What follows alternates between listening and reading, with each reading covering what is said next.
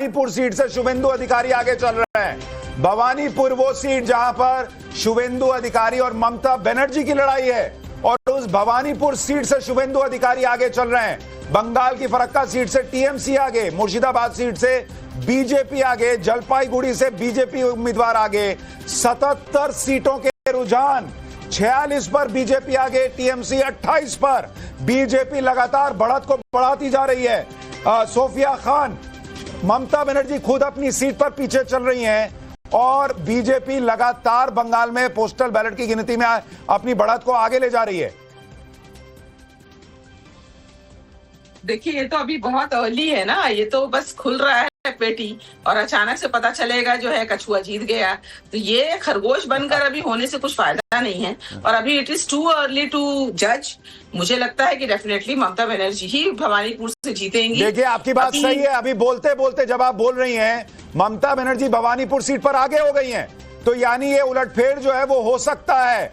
अभी भी बहुत शुरुआती रुझान है और ये उलटफेर होने की पूरी संभावना। अब अपनी बात पूरी 3 घंटे इंतजार करना पड़ेगा। देखिए, अभी हम तो बिल्कुल दृढ़ हैं कि पश्चिम बंगाल की जनता ने जो है वो सुनिश्चित किया है कि ममता बनर्जी ही चौथी बार बनेंगी मुख्यमंत्री और डेफिनेटली ममता बनर्जी अपने सीट से भी वो जीतेंगी। और पूरे राज्य में अगर हम देखें तो पूरे राज्य में ममता बनर्जी का ही चेहरा है जिसके नाम पर वोटिंग हुई है तृणमूल कांग्रेस के लिए। देखिए, कुछ बड़े नामों के बारे में आपको बता दूं। ममता बनर्जी भवानीपुर सीट से आगे हो गई हैं। दिलीप घोष अपनी सीट से आगे चल रहे हैं। गौरव गोगोई अपनी सीट पर आगे चल रहे हैं असम के अंदर।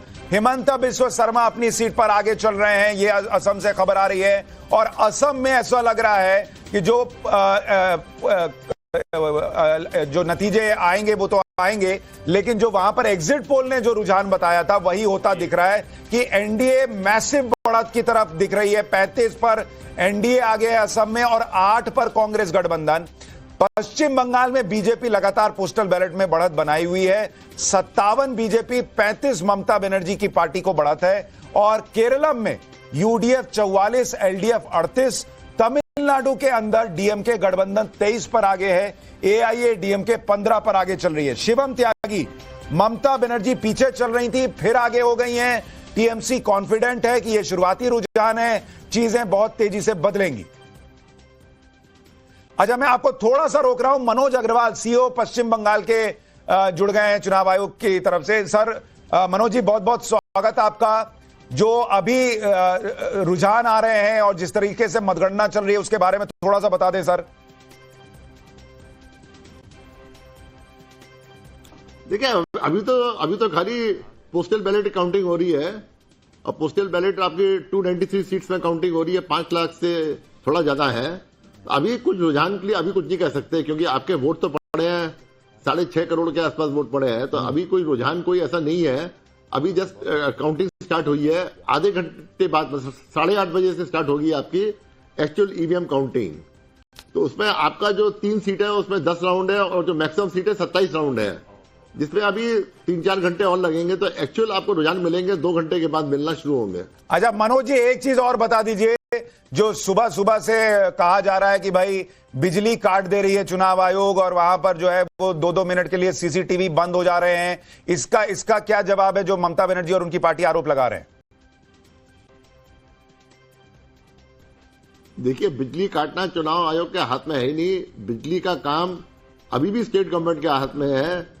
हालांकि जो लोग इलेक्शन कंडक्ट करते हैं वो डेपुटेशन में ईसीआई के हैं, जैसे आरओ है, डीओ है, एआरओ है। Electricity department totally state government के अंडर काम कर रहा है। हम लोगों ने कई मीटिंग करी है इलेक्ट्रिसिटी डिपार्टमेंट के ऑफिसर्स के साथ, प्रिंसिपल सेक्रेटरी के साथ। जो प्राइवेट इलेक्ट्रिसिटी सप्लायर है यहाँ पे सीएससी, जिसको स्टेट गवर्नमेंट ही चुनती है, विशेषगढ़ पावर सप्लाई, सबसे बातचीत करी है हम लोग ने कि आप लोग देखिएगा आज लोड शेडिंग ना हो। जैसे जैसे कोई बड़ा फंक्शन होता है जिसमें हम लोग बोलते हैं, वो सेम प्रोटोकॉल इसमें ही फॉलो किया है। इसके अलावा सीसीटीवी कहीं बंद हुआ है क्या? 2 सेट्स ऑफ जनरेटर रखे हैं ईच काउंटिंग सेंटर में। तो कभी कभी अगर लाइट चली गई, 1-2 सेकंड का या 10 सेकंड का या 1 मिनट का लोड शेडिंग हुआ, उससे कोई सैंक्टिटी ऑफ इलेक्शन बिल्कुल भी नहीं अफेक्ट होगी। ये हम लोगों ने सब अरेंजमेंट कर रखे हैं। और सीसीटीवी कहीं बंद हुआ था सर, जैसा आरोप लगा रही है टीएमसी? अरे अब सीसीटीवी की क्या जरूरत है? अब तो वहां पे काउंटिंग एजेंट ही बैठे हुए हैं आपके हॉल के अंदर। सीसीटीवी तो नहीं, वो कह रही है कि स्ट्रांग रूम वाली सीसीटीवी बंद करके खेला कर दिया, तो नहीं, ऐसा तो नहीं हुआ है। अरे कौन खेला कर सकता है? 3 लेवल ऑफ सिक्योरिटी है, खेला तो कभी हो ही सकता है इसमें। और बाहर जो है आपका, तो ऑलरेडी बाहर जो है आपका, आज सुबह भी आप खोलेंगे ईवीएम का जो स्ट्रांग रूम, तो आपकी सील रहेगी, वहां पे सिग्नेचर रहेगा, सब कुछ रहेगा। खेला बिल्कुल नहीं हुआ है, ना खेला हमने किसी का अलाउ किया है, ना किसी ने ट्राई किया। और ये एकदम सैंक्टिटी, मैं बोल रहा हूँ 100%। मल्टीपल चेक्स हुए हैं, मैं खुद ही गया हूँ 15-20 स्ट्रांग रूम में, देख के आया हूँ। पूरा प्रोटोकॉल फॉलो हुआ है ईसीआई का, कहीं कोई प्रॉब्लम नहीं है आपका, कहीं कोई खेला नहीं हुआ। जो विल ऑफ द पीपल है वही रिफ्लेक्टेड होगी ईवीएम में। मनोज जी, बहुत बहुत धन्यवाद आपका, और बहुत बहुत बधाई चुनाव आयोग को कि आप लोगों ने इस बार जिस तरीके से चुनाव कराया है कि मैसिव टर्नआउट रहा है और लोग जो है वो खुलकर बाहर आए। वो नतीजा किसी के भी तरफ जाए, लेकिन लोग बाहर आए मताधिकार का इस्तेमाल करने के लिए, बहुत बड़ी बात है। असम में 41 सीटों पर एनडीए गठबंधन आगे, टीएमसी 50, बीजेपी 65। ये पश्चिम बंगाल की स्थिति बनी हुई है। 8:30 5 मिनट बाद ईवीएम से काउंटिंग शुरू हो जाएगी। शिवम त्यागी, अभी भी टीएमसी को पूरी उम्मीद है कि टीएमसी कमबैक कर लेगी, और कोलकाता की जो सीट है, वहां कोलकाता पोर्ट, वहां पर टीएमसी के जो उम्मीदवार हैं फायद हकीम, वो पीछे हो गए हैं और बीजेपी आगे हो गई है कोलकाता पोर्ट से। यह बड़ी खबर आ रही है, राकेश सिंह बीजेपी के आगे हो गए कोलकाता पोर्ट से, और फिरहाद हकीम जो है वो पीछे हो गए हैं। जी शिवम त्यागी।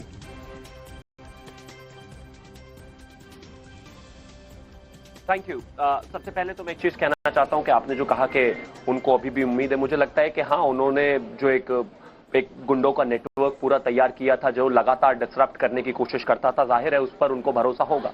लेकिन कहीं ना कहीं इसमें कहीं कोई दो राय नहीं है कि जिस तरीके से इस बार ब्लडशेड जो पश्चिम बंगाल के चुनाव में होता था वो नहीं हुआ, उसको देखते हुए जाहिर है उनमें थोड़ा पैनिक बढ़ा। लेकिन उम्मीद है, आप कलकत्ता की जिस सीट की खास तौर पर आप बात कर रहे हैं, जिस तरीके से डर वहां पर फैलाया जाता था, हाई राइजेस से लेकर तमाम ऐसी सोसाइटीज वहां पर हैं कि लोगों को वोट करने के लिए बाहर नहीं निकलने दिया जाता था। टीएमसी के लोग जो हैं, जिस तरीके से वह माहौल आतंक का बना देते थे, उसके बाद बेइंतहा स्थिति खराब हो जाती थी।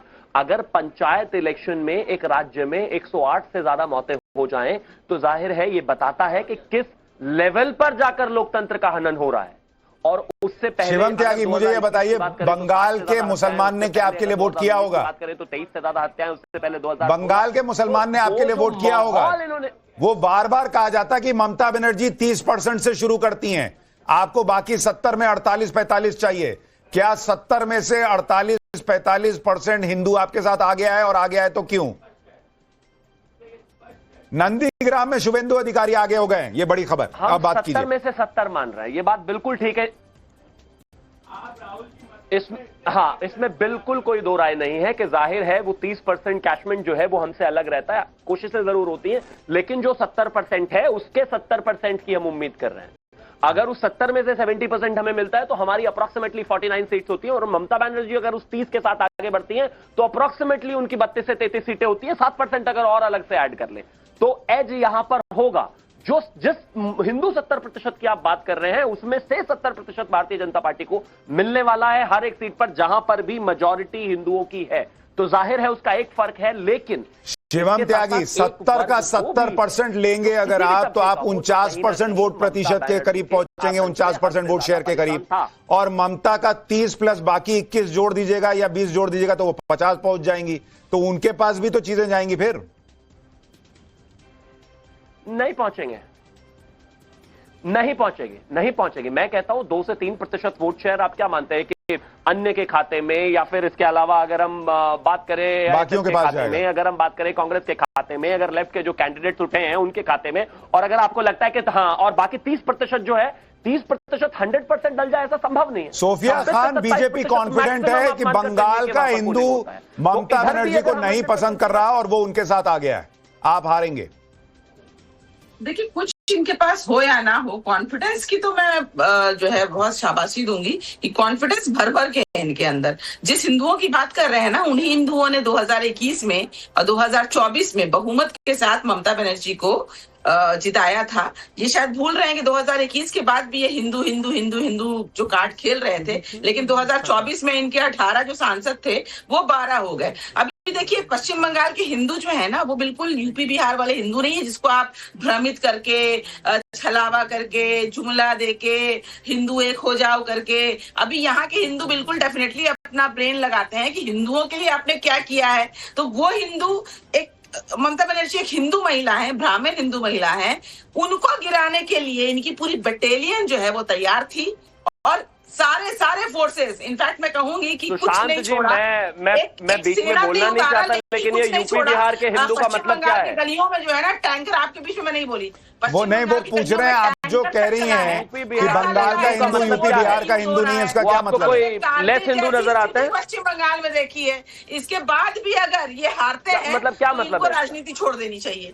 मुझे लगता है कि पश्चिम बंगाल में कम से कम 20-25 साल इनको। फिर आप सोफिया जी वो पूछ रहे हैं कि ये बंगाल का हिंदू यूपी बिहार के हिंदू जैसा नहीं है, इसका क्या मतलब है? क्या जरूरत है? फिर से बता रही यूपी बिहार के जो हिंदू हैं, बड़े सम्मान के साथ मैं कह रही हूँ कि बड़े इमोशनल होते हैं, मे भी थोड़ा धार्मिक। बंगाल का हिंदू इमोशनल नहीं है, और वो इनकी बातों में ज्यादा आ जाते हैं कि भाई हिंदुओं एक हो जाओ, माने हिंदू वाला स्लोगन लगाते हैं ना, तो वो सारे लोग जो है उसमें चले जाते होंगे। लेकिन पश्चिम बंगाल के लोगों को हिंदुत्व नहीं चाहिए, यहाँ पर हिंदू बड़े सुरक्षित हैं। अच्छा, मैं इस पे एक रिएक्शन लूंगा। शिवम त्यागी, आप 10 सेकंड में बोलिए, फिर मैं बाकियों के पास जाऊंगा इस पर। बस 10 सेकंड। मैं एक चीज कहना चाहता हूं कि इस देश का किसी भी राज्य का हिंदू हो, चाहे हिंदू पंजाब में हो, चाहे हिंदू बंगाल में हो, चाहे हिंदू महाराष्ट्र में हो, चाहे यूपी में हो, चाहे बिहार में हो, सब एक ही हैं। और जाहिर है बंगाल की जो स्थितियां हैं वो आपने इतनी भयावह करके रख दी हैं कि इस देश के अगर 40 मीडिया कर्मी वहां पर, रिपोर्टर वहां पर थे, तो 40 में से 40 में आकर ये कहा कि लोग बोलने तक के लिए तैयार नहीं है कैमरा पर।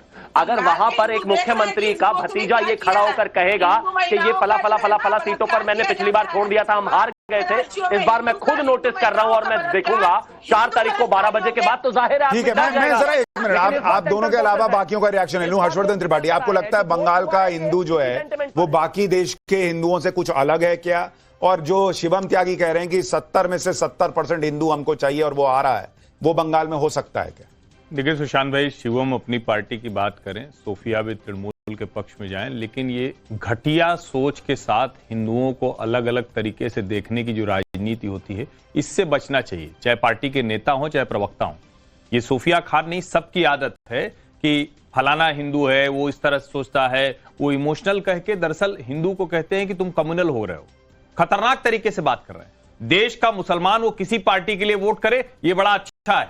और ये राष्ट्रीय टेलीविजन चैनल पर बड़े एकदम बिना किसी रोक टोक के ये लोग बात करते हैं और कहते हुए इनको संकोच भी नहीं होता है। इनको राम मंदिर के नाम पर वोट देने वाला कम्युनल दिखने लगता है, क्योंकि राहुल गांधी राम मंदिर जाते नहीं। ममता बनर्जी जिस तरह की राजनीति करती है, जय श्री राम का नहीं, बीच में नहीं बोला सोफिया खान, बीच में नहीं बोला मैं, सोफिया खान बीच में नहीं बोला मैं। और जिस तरह से हिंदुओं को पोर्ट्रे करने की कोशिश करते हैं, यही एक खतरनाक राजनीति, ये फ्रॉड सेकुलरिज्म है कि जब तक मुसलमान एकजुट होकर वोट देता रहे तब तक सब अच्छा है। लेकिन अगर हिंदू ने वोट कर दिया और वो भी भारतीय जनता पार्टी को वोट कर दिया तो सारा संकट निकाला गया। सुशांत जी, इस तरह से बात नहीं हो सकती। नहीं सोफिया, 1 मिनट, आपने एक बात कही, हो जाता है। आपने कहा कि भाई हिंदू जो है यूपी बिहार का अलग है और बंगाल का अलग है। आपने उसका तर्क दिया कि भाई वो इमोशनल जो है वो होते हैं, बंगाल के आपके हिसाब से इमोशनल नहीं होते होंगे, लेकिन मुसलमान पूरे देश में जो है वो एक विचारधारा से वोट कर सकता है, हिंदू नहीं कर सकता। आप कह रही हैं। एक बार हर्षवर्धन त्रिपाठी को बात पूरी करने दीजिए, फिर आपको मौका अब मैं बताता हूं कि हिंदू उत्तर प्रदेश बिहार का कैसा है। हिंदू ऐसा है कि बंगाल में लोगों को आज भी ये समझ में नहीं आता है कि क्या पिछले 50 सालों में बदला है, और पिछले 10 साल में उत्तर प्रदेश देश का एक्सप्रेसवे प्रदेश बन गया है। आज देश के सबसे ज्यादा इंटरनेशनल एयरपोर्ट उत्तर प्रदेश में, यह है हिंदू उत्तर प्रदेश का, जिसको आप कह रहे हैं कि हिंदू कैसे वोट करता है। उत्तर प्रदेश देश में सबसे ज्यादा टूरिस्ट वाला प्रदेश हो गया है। देश दुनिया से सबसे ज्यादा लोग यहां आते हैं और आसानी से हैंडल करता है। उत्तर प्रदेश में डिफेंस कॉरिडोर बन रहा है। उत्तर प्रदेश में जितनी इंडस्ट्रीज हैं वो जब चलती हैं दुनिया से ना, तो वो अब सिर्फ सिलिकॉन वैली से निकलती तो इधर नहीं आती। महाराष्ट्र, गुजरात, तमिलनाडु के बाद बंगाल नहीं जा रही हैं। दसियों हजार फैक्ट्रियां बंद हो गई। उत्तर प्रदेश में नई फैक्ट्रियां लग रही। उत्तर प्रदेश का हिंदू ये सोफिया खान नहीं, सोफिया खान, गलत एक मिनट सर, तरीके से एक मिनट। चित्रित करना बंद सोफिया कर खान, दीजिए। मुझे ये बताइए, सोफिया खान, एक मिनट, मेरा प्रश्न। स्कूल बंद हो गया। सोफिया खान, फिर गलत जानकारी, फिर झूठ बोला, फिर झूठ बोला। आप गलत जानकारी दे रही हैं। महिलाओं के साथ आप गलत जानकारी दे रही हैं, सोफिया खान। उत्तर प्रदेश में महिलाओं के साथ बलात्कार किया जाता हाँ, है। और बंगाल में आरजी का हॉस्पिटल में क्या हुआ? शेख शाहजहां ताजे मुल और मुख्यमंत्री बोलती है उसके बाद महिला को नहीं निकलना चाहिए। वायलेंस में महिलाओं के कितने रेप हुए, सुप्रीम कोर्ट से लेकर कलकत्ता हाईकोर्ट तक बता चुका है। तुलना में एक क्राइम होता है। सोफिया खान का चेहरा सामने ला दिया तो एकदम वो बौखला गई है। सोफिया इस तरह खान की कम्युनल पॉलिटिक्स टीवी पे करना बंद कीजिए आप लोग। हिंदू को कम्युनल कहना बंद कर दीजिए ना। कौन कम्युनल है वो जनता जानती है। यहाँ पे भाजपा के जो प्रवक्ता, ये यहाँ पे क्या मतलब होता है? देश में अलग अलग है क्या? बात करते हैं। देश में अलग अलग है क्या? यहाँ पे वहां पे ये करके बांटने की जो राजनीति होती है, ये राजनीति नहीं देखेगा देश। पश्चिम बंगाल उसको बर्दाश्त नहीं करता है। दुर्गा पूजा, सुनिए, पश्चिम बंगाल की एक मुस्लिम महिला भी ना दुर्गा पूजा में जाके आरती उतारती है। तो अच्छी बात है, इसमें बुराई क्या है? सच्चाई, इसमें कौन सी बुराई है? पश्चिम बंगाल की सच्चाई। और इसको कह के 4 हिंदुओं को मार दीजिएगा। हर एक दुर्गा पूजा के मंच पे पाइएगा, और ये संभव नहीं है यूपी बिहार में। अरे इसलिए कमाल मैंने कर रही है, आपको यूपी बिहार का एकदम अंदाजा नहीं है। आप आइए जरा घूम अच्छा, टहल के जाइए। मैं एक मिनट, बड़ी खबर आपको बता दूं, बीजेपी रुझानों में 100 के पार। बंगाल के अंदर 184 सीटों के रुझान, बीजेपी 101 पर पहुंच गई है, टीएमसी 82 पर। बंगाल में बीजेपी रुझानों में पहली बार, आप कहिए क्योंकि नतीजों में तो नहीं लेकिन रुझानों में कम से कम बीजेपी ट्रिपल डिजिट में पहुंच गई है, 100 के पार चली गई है। बीजेपी का जो हाईएस्ट स्कोर रहा है बंगाल के अंदर वो पिछली बार 77 सीटों का था, इस बार बीजेपी 100 के पार चली गई है। और अब पुडुचेरी में एनडीए को रुझानों में बहुमत मिल गया है, 18 सीटों पर पुडुचेरी में एनडीए आगे है। केरलम में 60 पर एलडीएफ आगे, और यूडीएफ जो है वो 56 पर आगे, यानी लेफ्ट की सरकार की वापसी हो सकती है वहां पर। तमिलनाडु में डीएमके गठबंधन 47 पर आगे, एआईएडीएमके 20, यानी डीएमके गठबंधन वापसी कर सकता है तमिलनाडु में। असम के अंदर हिमंता बिस्वा शर्मा के नेतृत्व में क्लीन स्वीप करता दिख रहा है एनडीए, 59 सीटों पर बढ़त है, और 8 पर कांग्रेस गठबंधन आगे है। ये पूरी जो तस्वीर दिख रही है उसमें बंगाल सबसे बड़ा राज्य, जहां पर सबकी नजर थी कि वहां पर क्या होगा, वहां पर बीजेपी 105 पहुंचना, आपको क्या लग रहा है शेखर अय्यर कि क्या ये अर्ली है या ये रुझान जो है वो कंटिन्यू हो सकते हैं? नहीं, ये तो बिल्कुल अर्ली है। जैसे सीईओ भी कह रहे थे कि ये तो पोस्टल बैलेट है। 8:36 हो रहा है, मतलब अब ईवीएम खुलने शुरू हो गए होंगे। जब खुलेंगे उसके बाद और 2 घंटे लगेंगे, 2 घंटे लगेंगे, क्योंकि आपको पूरा 10 बजे तक आप कह रहे हैं थोड़ी तस्वीर क्लियर होगी।